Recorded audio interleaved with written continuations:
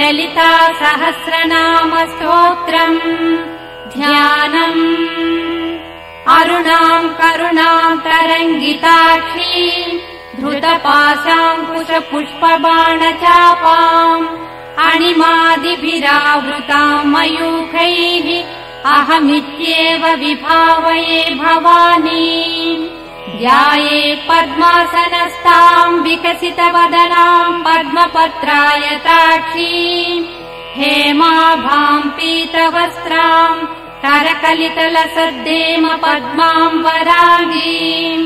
सर्वालङ्कारयुक्ताम् सततमभयदाम् भक्तनम्राम् भवानी श्रीविद्याम् शान्तमूर्तिम्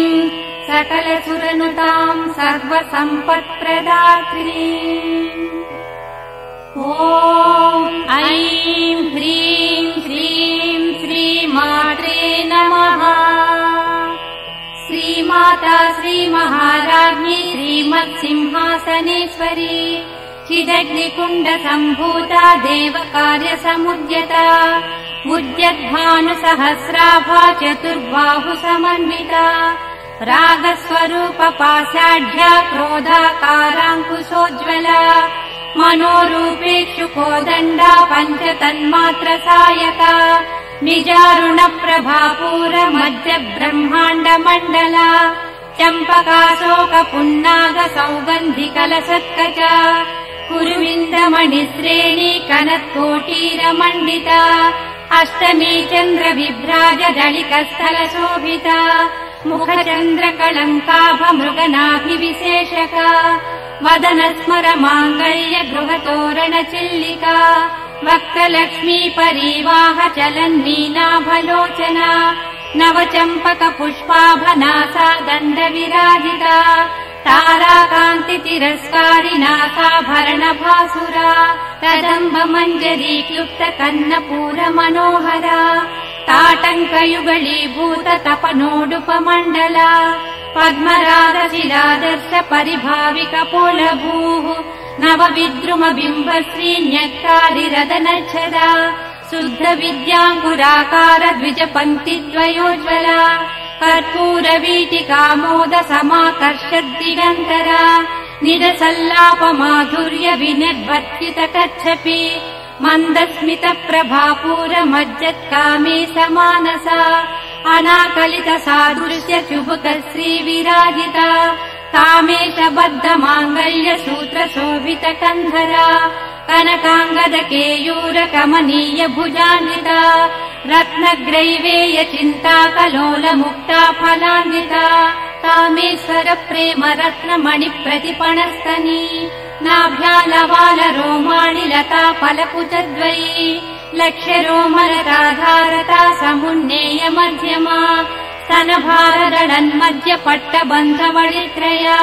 अरुणारुणकौसुम्भवस्त्रभास्वत्कटीचटी रत्नकिङ्किणिकारम्य रसनादामभूषिता कामेशज्ञातसौभाग्यमार्दवोरुद्वयान्विता माणिक्यमकुटाकार जानुद्वय विराजिता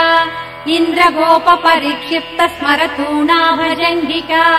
गूढगुल्पाकूर्मपृष्ठजयिष्टुप्रपदान्विता नखरीधिरि सञ्छन्न समज्जनतमो गुणा पदद्वय प्रभाजाल पराकृत सरोरुहा सिञ्जानमणिमञ्जीर मण्डित श्रीपदाम्बुजा मराळी मन्दगमना महालावण्य सेवदिः सर्वारुणा नवद्याङ्गी सर्वाभरणभूषिता शिवकामेश्वराङ्कस्था शिवा स्वाधीनवल्लभा सुमेरुमध्य शृङ्गस्था श्रीमन्नगरनायिका चिन्तामणिगृहान्तस्था पञ्चब्रह्मासनस्थिता महापद्माटवी संस्था कदम्बवनवासिनी सुधासागर मध्यस्था कामाक्षी कामदायिनी देवर्षिगणसङ्घात स्तूयमानात्मवैभवा भण्डासुरवधोद्युक्त शक्तिसेना समन्विता सम्पत्करी समारूढ सिन्धुरव्रजसेविता अश्वारूढाधिष्ठिता कोटिकोटिभिरावृता चक्रराजरथारूढ सर्वायुध परिष्कृता गेयचक्ररथारूढ मन्त्रिणी परिसेविता गिरिचक्ररथारूढ दण्डनाथा पुरस्कृता ज्वालामालिनिका क्षिप्त वह्नि प्राकार मध्यगा भण्ड सैन्यवधोद्युक्त शक्ति विक्रमहर्षिता नित्या पराक्रमाटोपनिरीक्षण समुत्सुका भण्डपुत्र वधोद्युक्त बाला विक्रमनन्दिता मन्त्रिण्यम्बा विरचित विषङ्ग वदतोषिता विशुक्र प्राणहरण वाराही वीर्यनन्दिता कामेश्वर मुखालोक कल्पित श्रीगणेश्वर महागणेश निर्भिन्न विघ्न यन्त्र प्रहर्षिता भण्डासुरेन्द्र निर्मुक्त शस्त्र प्रत्यस्त्रवर्षिणी कराङ्गुलिनखोत्पन्न नारायण दशाकृतिः महापाशुपतास्त्राग्नि निर्दग्धासुरसैनिका कामेश्वरास्त्र निर्दग्ध सभण्डासुरशून्यका ब्रह्मोपेन्द्र महेन्द्रादिदेव संस्तुत वैभवा हरनेत्राग्नि सन्दग्ध काम सञ्जीवनौषधिः श्रीमद्वाग्भवकूटैक स्वरूप मुख पङ्कजा कण्ठाध कटिपर्यन्त मध्यकूट स्वरूपिणी शक्तिकूटैकतापन्न कट्यधो भागधारिणी मूलमन्त्रात्मिका मूलकूटत्रय कलेबरा कुलामृतैक रसिका कुलसङ्केतपालिनी कुलाङ्गना कुलान्तस्था कौलिनी कुलयोगिनी अकुला समयान्तस्था समयाचार तत्परा मूलाधारैक निलया ब्रह्म ग्रन्थि विभेदिनी मणिपूरान्तरुदिता विष्णु ग्रन्थि विभेदिनी आज्ञाचक्रान्तराळस्था रुद्र ग्रन्थि विभेदिनी सहस्राराम्बुजारूढा सुधा साराभिवर्षिणी कटिल्लता समरुचिः षट्चक्रोपरि संस्थिता महाशक्तिः कुण्डलिनी विसतन्तुतनीयसी भवानी भावनागम्या भवारण्यकुठारिका भद्रप्रिया भद्रमूर्तिर्भक्त सौभाग्यदायिनी भक्तप्रिया भक्तिगम्या भक्तिवश्या भयापहा शाम्भवी शारदाराध्या सर्वाणि सर्वदायिनी शाङ्करी श्रीकरी साध्वी शरश्चन्द्रनिभानना शातोदरी शान्तिमती निराधारा निरञ्जना निर्लेपा निर्मला नित्या निराकारा निराकुला निर्गुणा निष्कला शान्ता निष्कामा निरुपप्लवा नित्यमुक्ता निर्विकारा निष्प्रपञ्चा निराश्रया नित्यशुद्धा नित्यबुद्धा निरवद्या निरन्तरा निष्कारणा निष्कलङ्का निरुपाधिर्निरीश्वरा नीरागारागमधिनी निर्मदा मदनासिनी निश्चिन्ता निरहङ्कारा निर्मोहा मोहनासिनी निर्ममा ममता हन्त्री निष्पापा पापनाशिनी निष्क्रोधा क्रोधशमनी निर्लोभा लोभनाशिनी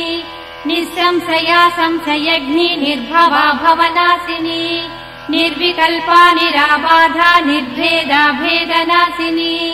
निर्नाशा मृत्युमधनी निष्क्रिया निष्परिग्रहा निस्तुला नीलचिकुरा निरपाया निरत्यया दुर्लभा दुर्गमा दुर्गा दुःखहन्त्री सुखप्रदा दुष्टदूरा दुराचार शमनी दोषवर्जिता सर्वज्ञा सान्द्र करुणा समानाधिकवर्जिता सर्वशक्तिमयी सर्वमङ्गला सद्गतिप्रदा सर्वेश्वरी सर्वमयी सर्वमन्त्रस्वरूपिणी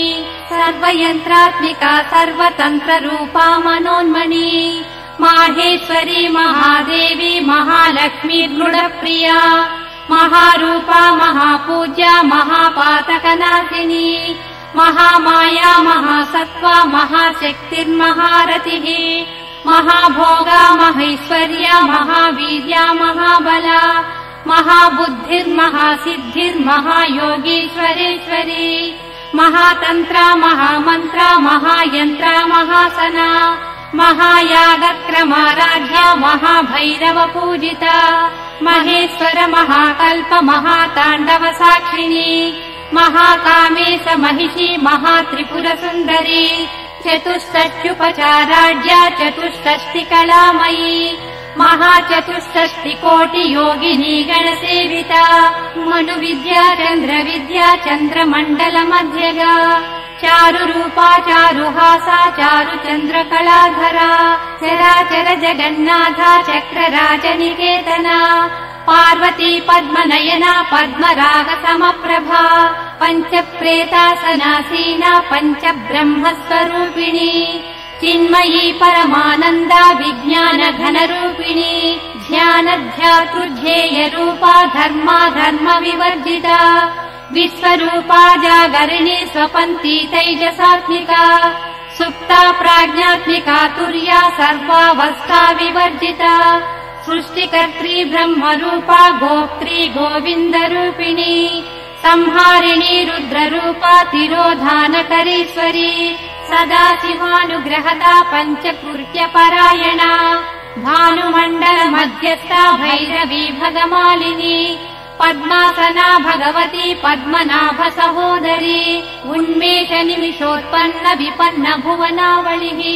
सहस्रशीर्ष वदना सहस्राक्षी सहस्रपात् आब्रह्मकीट जननी वर्णाश्रम विधायिनी निजाज्ञारूप निगमा पुण्या पुण्यफलप्रदा श्रुतिसीमन्त्र सिन्दूरी कृतपादाब्जधूलिका सकलागम सन्दोह सुक्ति सम्पुट मौक्तिका पुरुषार्थप्रदा पूर्णा भोगिनी भुवनेश्वरी अम्बिकानादिनिधना हरिब्रह्मेन्द्र सेविता नारायणी नादरूपा नामरूप विवर्जिता ह्रीङ्कारी श्रीमती हृद्या हेयोपादेयवर्जिता राजराजार्चिता राज्ञी रम्या राजीवलोचना रञ्जनी रमणीरस्या रणकिङ्किणी मेखला रमा राकेन्दुवदना रतिरूपा रतिप्रिया रक्षाकरी राक्षसग्नी रामा रमणलम्पटा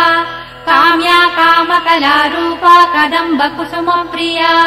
कल्याणी जगती कन्दा करुणा रससागरा कलावती कलालापा कान्ता कादम्बरी प्रिया वरदा वामनयना वारुणी मदविह्वला विश्वाधिका वेदवेद्या विन्ध्याचलनिवासिनी विधात्री वेदजननी विष्णुमाया विलासिनी क्षेत्रस्वरूपा क्षेत्रेसी क्षेत्रक्षेत्रज्ञपालिनी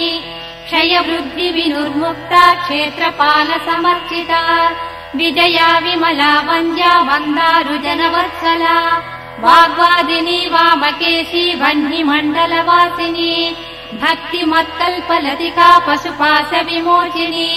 संहृता शेषपाषण्डा सदाचार प्रवर्तिका तापत्रयाग्निसन्तप्त समाह्लादन चन्द्रिका तरुणी तापसाराध्या तनुमध्या तमोपहा क्षितिस्तत्पदलक्ष्यार्था चिदेकरसरूपिणी स्वात्मानन्दलवीभूत ब्रह्माद्यानन्द सन्ततिः परा प्रत्यक्षितिरूपा पश्यन्ती परदेवता मध्यमा वैखरी रूपा भक्तमानसहंसिका कामेश्वर प्राणनाडी कृतज्ञा कामपूजिता शृङ्गाररस सम्पूर्णा जया जालन्धरस्थिता मोड्यानपीठनिलया बिन्दुमण्डलवासिनी रहो यागक्रमाराध्या रहस्तर्पणतर्पिता सद्यः प्रसादिनी विश्वसाक्षिणी साक्षिवर्जिता षडङ्गदेवता युक्ता षाड्गुण्यपरिपूरिता नित्यक्लिन्ना निरुपमा निर्वाण सुखदायिनी नित्या षोडशिका रूपा श्रीकण्ठार्धशरीरिणी प्रभावती प्रभारूपा प्रसिद्धा परमेश्वरी मूल प्रकृतिरव्यक्ता व्यक्ता व्यक्तस्वरूपिणी व्यापिनी विविधाकारा विद्या विद्यास्वरूपिणी महाकामेश नयन कुमुदाह्लाद कौमुदी भक्तहार्दतमो भेद भानुमद्भानुसन्ततिः शिवदूती शिवाराध्या शिवमूर्तिः शिवङ्करी शिवप्रिया शिवपरा शिष्टेष्टा शिष्टपूजिता अप्रमेया स्वप्रकाशा मनोवाचामगोचरा चिच्छक्तिश्चेतना रूपा जडशक्तिर्जडात्मिका गायत्री व्याकृतिः सन्ध्या द्विजबृन्दनिसेविता तत्त्वासना तत्त्वमयी पञ्चकोशान्तरस्थिता निस्सीम महिमा नित्य यौवना मदशालिनी मदघूर्णित रक्ताक्षी मदपाटल गण्डभूः चन्दनद्रव दिग्धाङ्गी चाम्पेय कुसुम प्रिया कुशला कोमलाकारा कुरुकुळ्ळा कुलेश्वरी कुलकुण्डालया कौलमार्ग तत्पर सेविता कुमारगणनाथाम्बा तुष्टिः पुष्टिर्मतिर्धृतिः शान्ति स्वस्तिमती कान्तिर्नन्दिनी विघ्ननाशिनी तेजोवती त्रिनयना लोलाक्षी कामरूपिणी मालिनी हंसिनी माता मलयाचलवासिनी सुमुखी नलिनी शुभ्रू शोभना सुरनायिका कालकण्ठी कान्तिमती शोभिनी सूक्ष्मरूपिणी वज्रेश्वरी वामदेवी वयोवस्था विवर्जिता सिद्धेश्वरी सिद्धविद्या सिद्धमाता यशस्विनी विशुद्धचक्रनिलया रक्तवर्णा त्रिलोचना खट्वाङ्गादिप्रहरणा वदनैकसमन्विता पायसान प्रिया तत्स्था पशुलोकभयङ्करी अमृतादिमहाशक्ति संवृता डाकिनीश्वरी अनाहताब्जनिलया श्यामा भावदनद्वया दंष्ट्रोज्ज्वलाक्षमालादिधरा रुधिर संस्थिता कालराज्यादिशक्त्यौघवृता सिज्ञौधनप्रिया महावीरेन्द्र वरदा राकिन्यम्बा स्वरूपिणी मणिपूराब्जनिलया वदनत्रय संयुता वज्रादिकायुधोपेता डामर्यादिभिरावृता रक्तवर्णा मांसनिष्ठा गुडान्न प्रीतमानसा समस्त भक्त सुखदा लाकिन्यम्बा स्वरूपिणी स्वादिष्टानाम्बुजगता चतुर्वक्त्र मनोहरा शूलाध्यायुध सम्पन्ना पीतवर्णातिगर्विता मेधोनिष्ठा मधुप्रीता बन्दिन्यादि समन्विता दध्यन्नासक्त हृदया काकिनी रूपधारिणी मूलाधाराम्बुजारूढा पञ्चवक्त्रास्त्रि संस्थिता अंकुशादिप्रहरणा वरदादिविशेषिता मुद्गौधनासक्तचित्ता साकिन्यम्बा स्वरूपिणी आज्ञाचक्राब्जनिलया शुक्लवर्णा षडानना मज्जा संस्था हंसवती मुख्यशक्ति समन्विता हरिद्रानैकरसिका हाकिनी रूपधारिणी सहस्रदल पद्मस्था सर्ववर्णोपशोभिता सर्वायुधधरा शुक्ल संस्थिता सर्वतोमुखी सर्वौदन प्रीतचित्ता याकिन्यम्बा स्वरूपिणी स्वाहा स्वधामतिर्मेधा स्मृति श्रुतिरनुत्तमा पुण्यकीर्तिः पुण्यलभ्या पुण्यश्रवण कीर्तना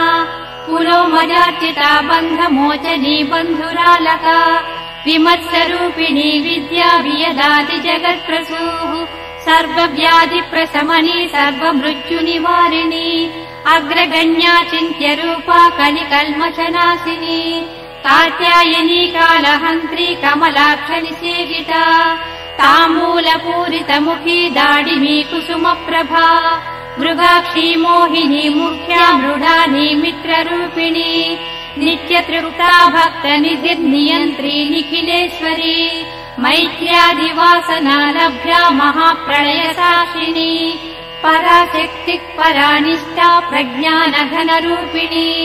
माध्वीपानालसा मत्ता मातृका वर्णरूपिणी महाकैलासनिलया मृणाल मृदुदोर्लता महनीया दया मूर्तिर्महासाम्राज्यशालिनी आत्मविद्या महाविद्या श्रीविद्या कामसेविता श्रीषोडशाक्षरी विद्या त्रिकूटा कामकोटिका कटाक्ष किङ्करी भूत कमला कोटिसेविता शिरस्थिता चन्द्रनिभा पालस्तेन्द्रदनुप्रभा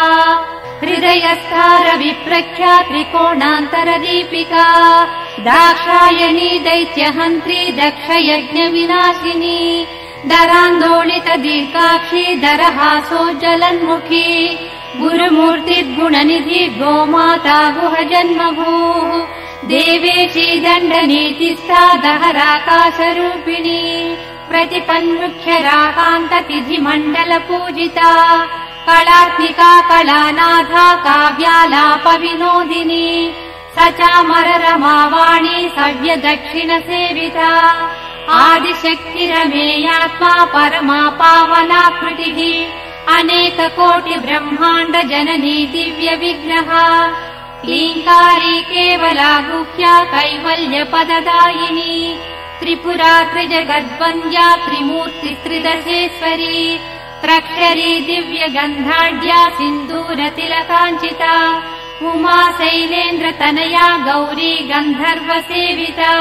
विश्वगर्भा स्वर्णगर्भा वरदा वागधीश्वरी ध्यानगम्या परिच्छेद्या ज्ञानदा ज्ञान विग्रहा सर्ववेदान्त संवेद्या सत्यानन्द स्वरूपिणी लोपामुद्रार्चिता लीला क्लप्त ब्रह्माण्ड मण्डला अदृश्यादृश्य रहिता विज्ञात्री वेद्यवर्जिता योगिनी योगदा योग्या योगानन्दा युगन्धरा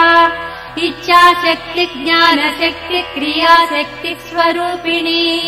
सर्वाधारा सुप्रतिष्ठा सदसद्रूपधारिणी अष्टमूर्तिरजा जैत्री लोकयात्रा विधायिनी एकाकिनी भूमरूपा निर्द्वैताद्वैतवर्जिता अन्नदा वसुधा वृद्धा ब्रह्मात्मैक्यस्वरूपिणी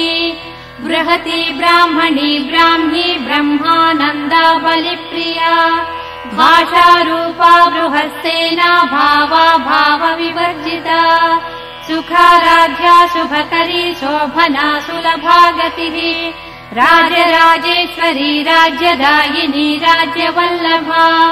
राजकृपा राजपीठ निवेशित निजाश्रिता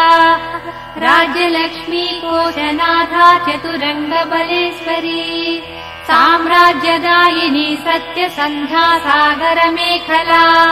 दीक्षिता दैत्यशमनी सर्वलोकवशङ्करी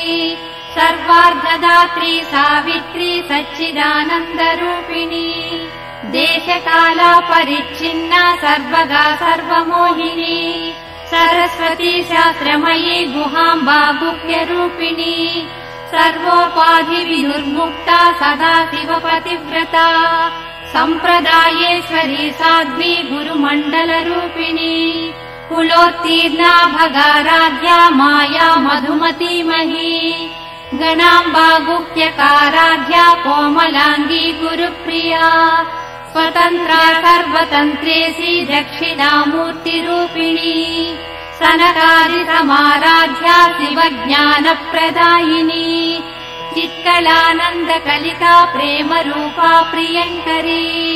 नामपारायण प्रीता नन्दी विद्यानटेश्वरी मिथ्या जगदधिष्ठाना मुक्तिदा मुक्तिरूपिणी लास्यप्रिया लयकरी लज्जारम्भादिवन्दिता भवदा वसुधा वृष्टिः पापारण्यदवानला दौर्भाग्यतूलवातूला जराध्वान्तरविप्रभा भाग्याब्धिचन्द्रिका भक्तचित्तकेकि घना घना रोगपर्वतदम्बोळि मृत्युदारुकुठारिका महेश्वरी महाकाली महाग्रासा महाशना अपर्णा चण्डिका चण्डमुण्डासुरनिषूदिनी क्षराक्षरात्मिका सर्वलोकेशी विश्वधारिणी त्रिवर्गधात्री सुभगा त्रयम्बका त्रिगुणात्मिका स्वर्गापवर्गदा शुद्धा जपा पुष्पनिभाकृतिः ओजोवती द्युतिधरा यज्ञरूपा प्रियव्रता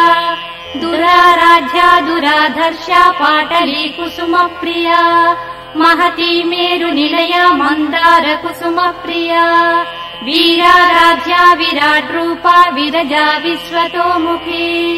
प्रत्यग्रूपा पराकाशा प्राणदा प्राणरूपिणी मार्ताण्डभैरवाराध्या मन्त्रिणी नस्तराज्यदूः त्रिपुरेशी जयत्सेना निस्त्रैगुण्या परापरा सत्यज्ञानानन्दरूपा सामरस्य परायणा कपर्दिनी कलामाला कामधुक्कामरूपिणी कलानिधिः काव्यकला रसज्ञा रससेवदिः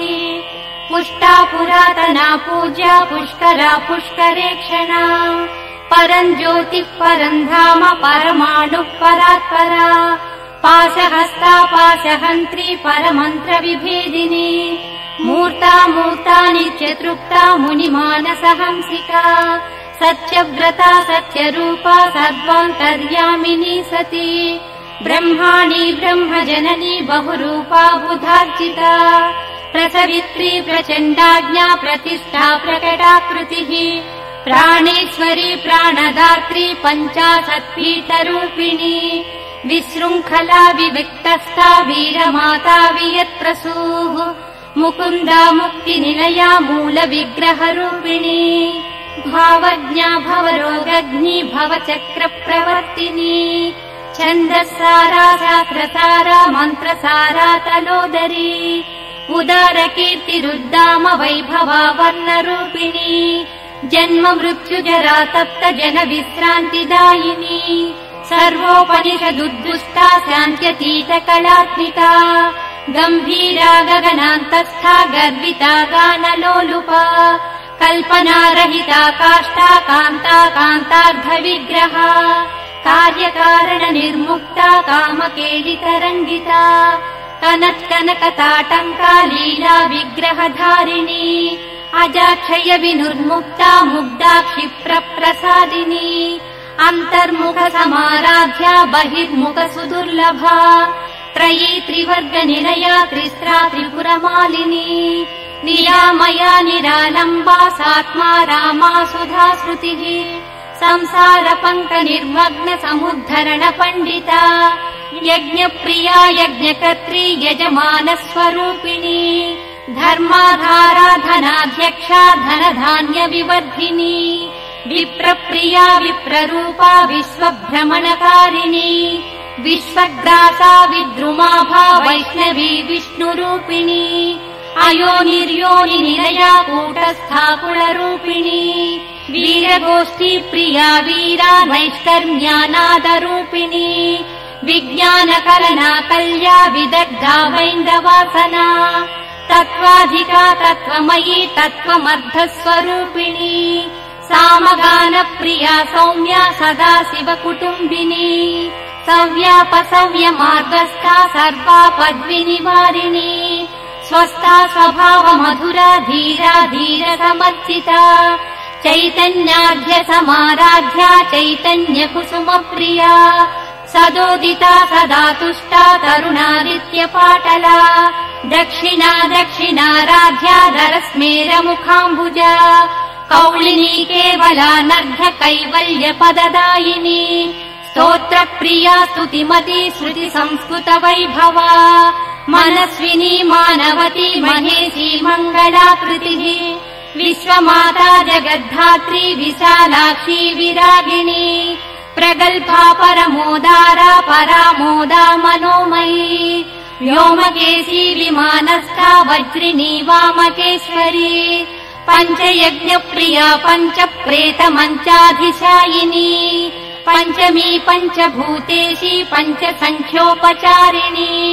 शाश्वती शाश्वतैश्वर्या शर्मदा शम्भुमोहिनी धराधरसुता धन्या धर्मिणी धर्मवर्धिनी लोकातीता गुणातीता सर्वातीता समात्मिका बन्धूककुसुमप्रख्या बाला लीला विनोदिनी सुमङ्गली सुखकरी सुवेशाढ्या सुवासिनी सुवासिन्यर्चन प्रीता शोभना शुद्धमानसा बिन्दुतर्पण सन्तुष्टा पूर्वजा त्रिपुराम्बिका दशमुद्रा समाराध्या त्रिपुरा श्रीवशङ्करी ज्ञानमुद्रा ज्ञानगम्या ज्ञानज्ञेयस्वरूपिणी योनिमुद्रा त्रिखण्डेशी त्रिगुणाम्बा त्रिकोणगा अनगाद्भुत चारित्रा वाञ्छितार्थप्रदायिनी अभ्यासातिशयज्ञाता षडध्वातीतरूपिणी अव्याजकरुणामूर्तिरज्ञानध्वान्तदीपिका आबालगोपविदिता सर्वानुल्लङ्घ्य शासना श्रीचक्रराजनिलया श्रीमत्त्रिपुरसुन्दरी श्रीशिवा शिवशक्त्यैक्यरूपिणी ललिताम्बिका एवं श्रीललिता देव्या नाम्नां साहस्रकं जगुः इति श्री ब्रह्माण्डपुराणे उत्तरखण्डे श्री हयग्रीव अगस्त्य संवादे श्री ललिता रहस्य नाम साहस्रस्तोत्र कथनं नाम द्वितीयोऽध्यायः समाप्तः। अथ श्री ललिता सहस्रनाम स्तोत्र फलस्तुतिः। इत्येतन्नाम साहस्रम् कथितं ते घटोद्भव रहस्यानां रहस्यं च ललिता प्रीतिदायकम् सर्वापमृत्युशमनम् कालमृत्युनिवारणम् सर्वज्वरार्तिशमनम् दीर्घायुष्यप्रदायकम् अनेन सदृशम् स्तोत्रम् न भूतम् न भविष्यति सर्वरोगप्रशमनम् सर्वसम्पत्प्रवर्धनम् पुत्रप्रथमपुत्राणाम् पुरुषार्थप्रदायकम् इदम् विशेषात् श्रीदेव्याः स्तोत्रम् प्रीतिविधायकम् जपे नित्यम् प्रयत्नेन ललितोपास्ति तत्परः प्रातः स्नात्वा विधानेन सन्ध्याकर्म समाप्य च पूजागृहम् ततो गत्वा चक्रराजम् समर्चयेत् विद्याम् जपे सहस्रम् वा त्रिशतम् शतमेव वा रहस्य नाम साहस्रम् इदम् पश्चात्पठे नरः जन्म मध्ये सकृच्चापि यये तत्पठते सुधीः तस्य पुण्यफलम् वक्ष्ये शृणुत्वम् कुम्भसम्भव गङ्गादि सर्वतीर्थेषु यस्नायात् कोटिजन्मसु कोटिलिङ्गप्रतिष्ठाम् च यः कुर्यादविमुक्तके कुरुक्षेत्रे तु यो दद्यात् कोटिवारम् रविग्रहे कोटिसुवर्णभाराणाम् श्रोत्रियेषु द्विजन्मसु यः कोटिम् हयमेधानाम् आहरेद्गाङ्गरोधसी आचरेत् कूपकोटिर्यो निर्जले मरुभूतले दुर्भिक्षेय प्रतिदिनम् कोटिब्राह्मणभोजनम् श्रद्धया परया कुर्यात् सहस्रम् परिवत्सरान् तत्पुण्यम् कोटिगुणितम् भवेत् पुण्यमनुत्तमम् रहस्य नाम साहस्रे नाम्नोऽप्येकस्य कीर्तनात् रहस्य नाम साहस्रे नामैकमपि यः पठेत् तस्य पापानि नश्यन्ति महान्त्यपि न संशयः नित्यकर्माननुष्ठानात् निषिद्धकरणादपि यत्पापम् जायते पुंसाम् तत्सर्वम् नश्यति ध्रुवम् बहुनात्र किमुक्तेन शृणुत्वम् कुम्भसम्भवा अत्रैव नाम्नो या शक्तिः पातकानाम् निवर्तने तन्निवर्त्यमघम् कर्तुम् नालम् लोकाश्चतुर्दश यस्त्यक्त्वा नाम साहस्रम् पापहानिमभीप्सति स हि शीतनिवृत्त्यर्थम् हिमशैलम् निषेवते भक्तो यः कीर्तये नित्यम् इदम् नाम सहस्रकम् तस्मै श्रीललिता देवी प्रीताभीष्टम् प्रयच्छति अकीर्तयन्निदम् स्तोत्रम् कथम् भक्तो भविष्यति नित्यम् सङ्कीर्तनासक्तः कीर्तयेत् पुण्यवासरे सङ्क्रान्तौ विषुवे चैव स्वजन्मकृतये यने नवम्या वा चतुर्दश्याम् सितायाम् शुक्रवासरे कीर्तयेन्नाम साहस्रम् पौर्णमास्याम् विशेषतः पौर्णमास्याम् चन्द्रबिम्बे ध्यात्वा श्रीललिताम्बिकाम् पञ्चोपचारैः सम्पूज्य पठेन्नाम सहस्रकम् सर्वे रोगाः प्रणश्यन्ति दीर्घायुष्यम् च विन्दति अयम् आयुष्करो नाम प्रयोगः कल्पचोदितः ज्वरार्तिम् शिरसि स्पृष्ट्वा पठेन्नाम सहस्रकम् तक्षणात् प्रशमम् याति शिरस्थोदोज्वरोऽपि च सर्वव्याधिनिवृत्त्यर्थम् स्पृष्ट्वा भस्म जपेदिदम् तद्भस्मधारणादेव नश्यन्ति व्याधयक्षणात् जलम् सम्मन्त्र्य कुम्भस्थम् नाम साहस्रतो मुने अभिषिञ्चे ग्रहग्रस्तान् ग्रहा नश्यन्ति तत्क्षणात् सुधासागरमध्यस्थाम् ध्यात्वा श्रीललिताम्बिकाम् यः पठे नाम साहस्रम् विषम् तस्य विनश्यति वन्ध्यानाम् पुत्रलाभाय नाम साहस्रमन्त्रितम् नवनीतम् प्रदद्यातु पुत्रलाभम् भवेद्ध्रुवम् देव्याः पासेन सम्बद्धाम् आकृष्णामङ्कुशेन च ध्यात्वा भीष्टाम् स्त्रियम् रात्रौ जपेन्नाम सहस्रकम् आयाति स्वसमीपम् सा यद्यप्यन्तः पुरम् गता राजाकर्षणकामश्चेत् राजा वसददिन्मुखः त्रिरात्रम् यः पठेदेतत् श्रीदेवी ध्यानतत्परः स राजा पारवस्येन तुरङ्गम् नाम तङ्गजम् आरुह्यायाति निकटम् दासवत्प्रणिपत्य च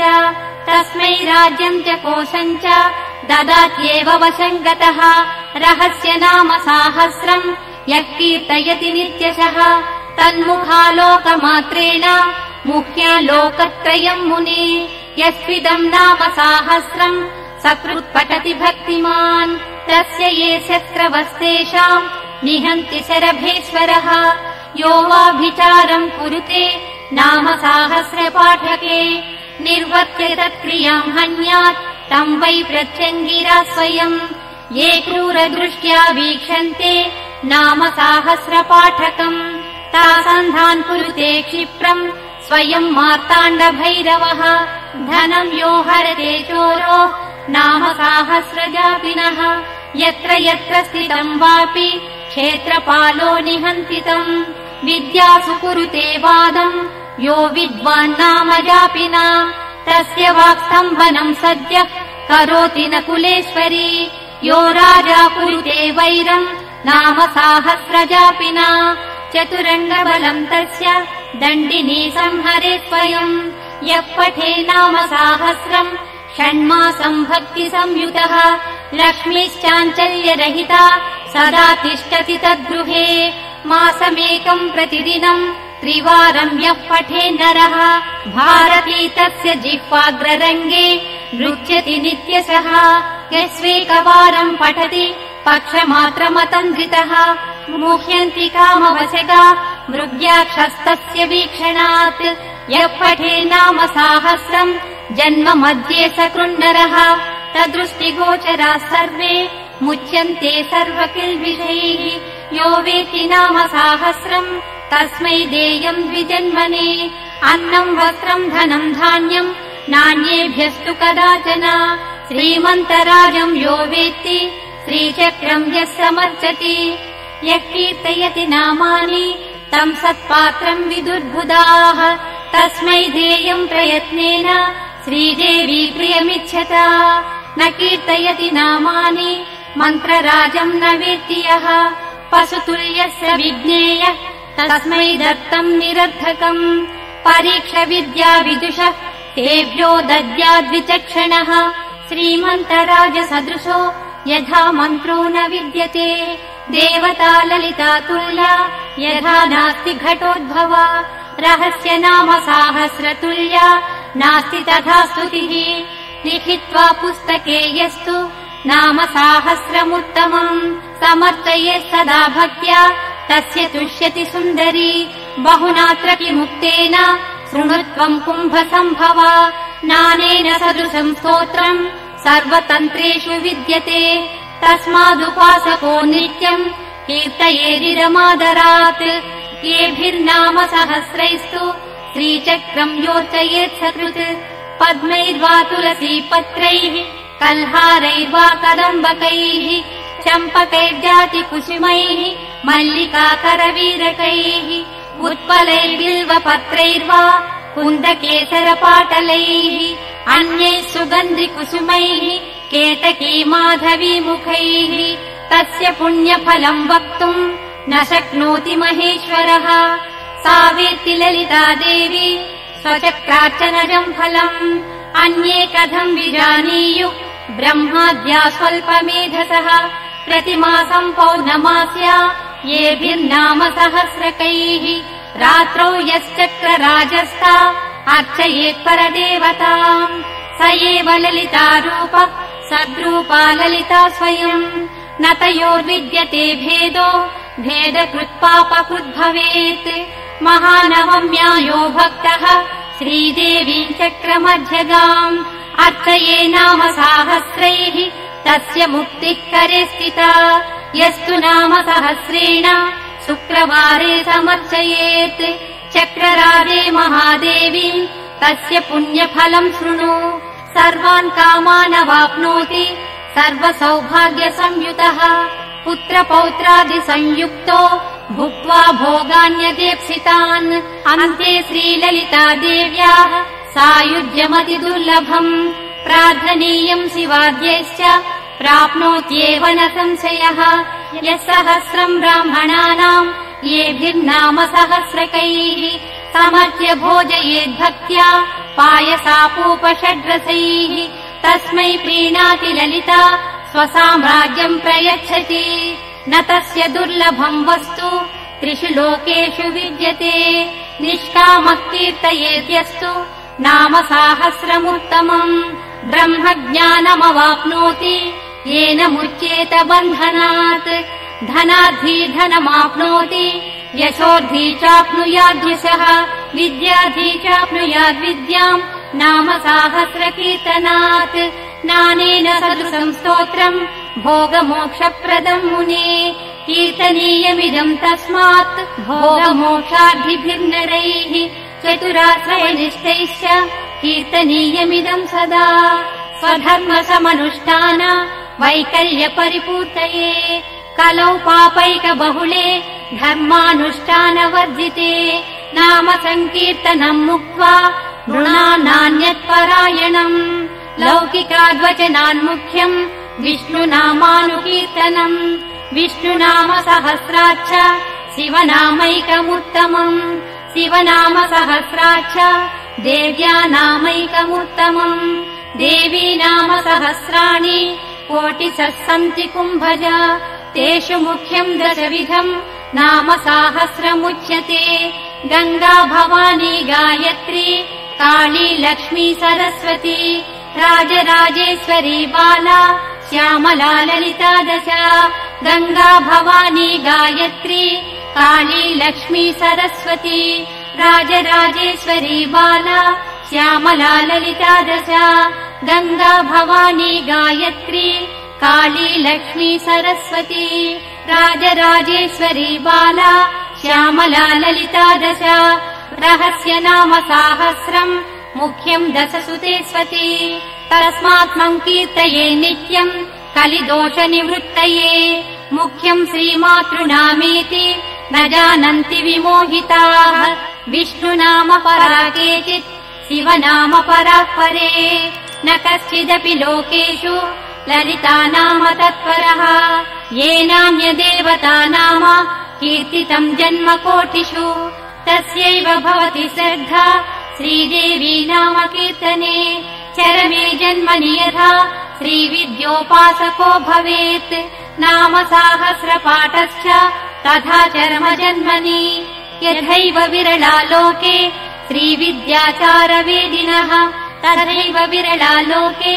नाम साहस्रपाठकाः मन्त्रराजजपस्यैव चक्रराजार्चनम् तथा रहस्य नाम पाठश्च नाल्पस्य तपसः फलम् अपठन्नाम साहस्रम् प्रीणयेद्यो महेश्वरीम् स चक्षुषा विना रूपम् पश्येदेव विमूढधीः रहस्य नाम साहस्रम् त्यक्त्वा यसिद्धिकामुकः स भोजनम् विना नूनम् शून्यवृत्तिमभीप्सति यो भक्तो ललिता देव्या स नित्यम् कीर्तयेदिदम् नान्यथा प्रेयते देवी कल्पकोटिशतैरपि तस्माद्रहस्य नामानि श्रीमातुः प्रयतः पठेत् इति ते कथितम् स्तोत्रम् रहस्यम् कुम्भसम्भवा नाविद्यावेदिने ब्रूयात् नाभक्ताय कदाचन यथैव गोप्या श्रीविद्या तथा गोप्यमिदम् मुने पशुतुल्येषु न ब्रूयात् जनेषु स्तोत्रमुत्तमम् यो ददाति विमूढात्मा श्रीविद्यारहिताय च तस्मै कुप्यन्ति योगिन्यो सोऽनर्धम् सुमहान् स्मृतः रहस्य नाम साहस्रम् तस्मात् सङ्गोपयेदिदम् स्वातन्त्र्येण मया नोक्तम् तवापि कलशोद्भव ललिता प्रेरणेनैव मयोक्तम् स्तोत्रमुत्तमम् कीर्तनीयमिदम् भक्त्या कुम्भयोने निरन्तरम् तेन तुष्टा महादेवी तवाभीष्टम् प्रदास्यति इत्युक्त्वा श्रीहयग्रीवः ध्यात्वा श्रीललिताम्बिकाम् आनन्दमग्नहृदयः सद्यः पुलकितोऽभवत्। इति श्रीब्रह्माण्डपुराणे उत्तरखण्डे श्रीहयग्रीव अगस्त्य संवादे श्रीललिता रहस्यनाम साहस्रफलनिरूपणम् नाम तृतीयोऽध्यायः समाप्तः।